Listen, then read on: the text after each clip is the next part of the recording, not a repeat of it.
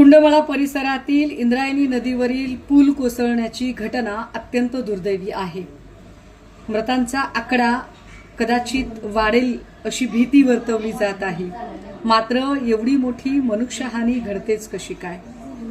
या सगळ्या घटना आपण बघितल्या तर शासन प्रशासनाचा अक्षम्य हलगर्जीपणा या सगळ्यांच्या मुळाशी आहे हे लक्षात येतं। मुळात पावसाळा सुरू होण्याच्या आधी ही सगळी महत्त्वाची कामं करायला घेतली पाहिजेत।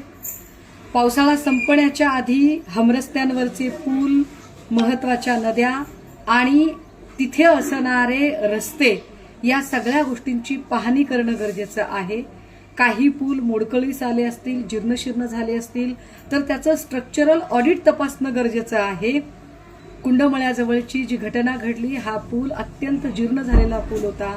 ग्रामस्थांनी वारंवार नवीन पुलाची मागणी केली होती, मात्र लोकप्रतिनिधींनी ही मागणी साफ धुडकावून लावली। लोकप्रतिनिधींना या सगळ्या जीवांशी काही फारसं घेणं देणंच जणू नाही अशी काहीशी परिस्थिती निर्माण झालेली।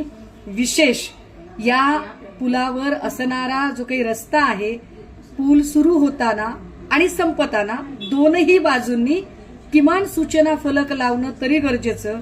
मात्र या पुलावर साधा सूचना फलक सुद्धा नव्हता।